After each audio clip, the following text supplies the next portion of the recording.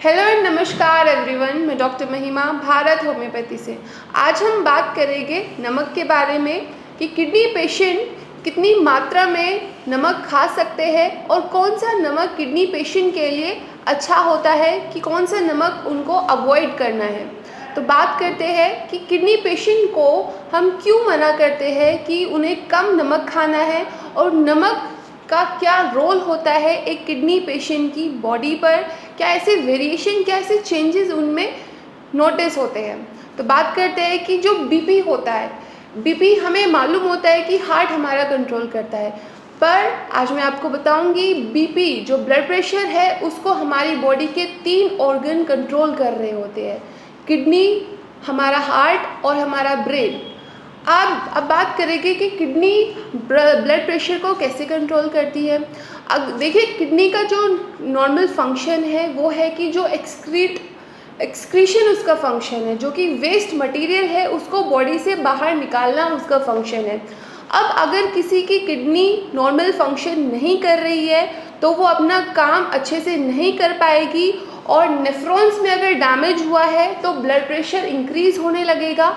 Blood pressure kidney बीमारी की वजह से भी इंक्रीज़ हो सकता है और अगर किसी इंसान का ब्लड प्रेशर है तो उसकी वजह से भी उसकी किडनी में डैमेज हो सकता है, किडनी फेलियर की तरफ जा सकता है। तो नमक और ब्लड प्रेशर का रिलेशन होता है। जैसे ही अगर कोई इंसान ज़्यादा क्वांटिटी में सॉल्ट का इंटेक करता है तो उसका ब्लड प्रेशर बढ़ने लगता है। ये बहुत ही प्रैक्टिकल बात है। कोई भी इंसान ज़्यादा नमक, अगर किसी का ब्लड प्रेशर की उसको दिक्कत है, अगर वो ज़्यादा क्वांटिटी में नमक का इंटेक करेंगे, ब्लड प्रेशर का फ्लक्चुएशन उनको फील होगा। तो आपको अपनी जो डाइट है उसमें सॉल्ट का रेगुलेट करना है।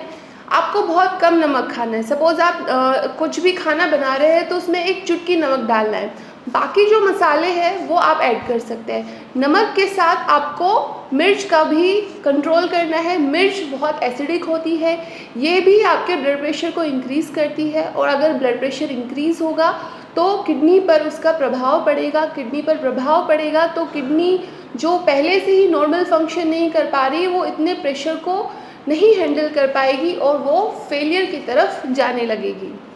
तो ये बात का आपको ध्यान रखना है कि आपको क्वांटिटी नमक की कम रखनी है अपने खाने में। अदर आप स्पाइसेस ऐड कर सकते हैं।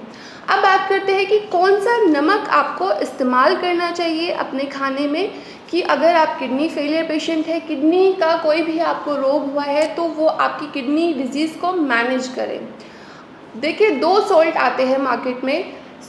एक सिंपल सॉल्ट आता है जिसमें आयोडाइड हम ऐड करते हैं, जिसमें जो सिंपल टाटा सॉल्ट हो गया और किसी भी प्रकार का सॉल्ट हो गया। सेकंड जो टाइप का नमक होता है वो सेंधा नमक होता है। जो सेंधा नमक होता है ये एक नेचुरल वे से बनता है। जब पानी बह रहा होता है उसके नीचे सॉल्ट जमने लगता है, तो ये पहाड़ों से डायरेक्टली हमें मिलता है ये नमक। तो ये नेचुरली वे में हमें नमक मिल रहा है। जो हम पैक्ड नमक खाते हैं, जो कि टाटा सॉल्ट हो गया, अदर सॉल्ट्स हो गए जिसमें सोडियम क्लोराइड होता है और आयोडीन को भी ऐड किया जाता है, ये मैन्युफैक्चर होता है, ये फैक्ट्रीज़ में मैन्युफैक्चर होता है, जिसकी वजह से इसमें सोडियम की जो क्वांटिटी है वो ज़्यादा होती है। ये आपके ब्लड प्रेशर को इंक्रीज़ करती है। जब सोडियम ब्लड में ज़्यादा होगा, जब सोडियम बॉडी में ज़्यादा होगा तो ब्लड प्रेशर इंक्रीज़ होने लगता है और किडनी फेलियर के पेशेंट में ये अच्छा नहीं होता है।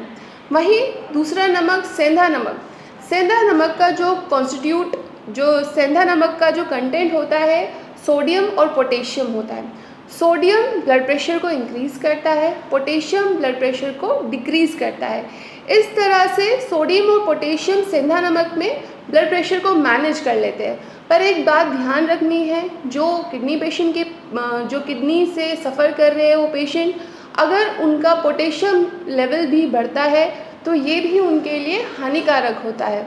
तो अगर वो सेंधा नमक यूज़ कर रहे हैं तो अपने पोटेशियम का लेवल वो चेक करते रहे, जिससे कि उनको मालूम होता रहेगा कि अगर सेंधा नमक यूज़ करने के बाद उनकी बॉडी में कुछ वेरिएशन तो नहीं आ रहे हैं।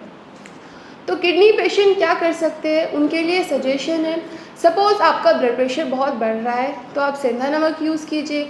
और सपोज़ आप सेंधा नमक यूज़ करने के बाद आपका पोटेशियम लेवल बढ़ चुका है तो आप स्विच कर दीजिए, आप नॉर्मल नमक यूज़ करना शुरू कर दीजिए कुछ दिनों के लिए। अब जैसे ही आपका पोटेशियम लेवल कम होगा तो आप सेंधे नमक पर आ जाइए। इस तरह से आप सपोज़ मेडिकेशन भी खा रहे हैं तब भी आपका ब्लड प्रेशर कम नहीं हो रहा है, इस तरह से आप सोल्ट का इंटेक कम कर सकते हैं, सोल्ट को स्विच कर सकते हैं। ये 2 प्रकार के सोल्ट को स्विच कर सकते हैं तो आप अपना ब्लड प्रेशर मैनेज कर सकते हैं।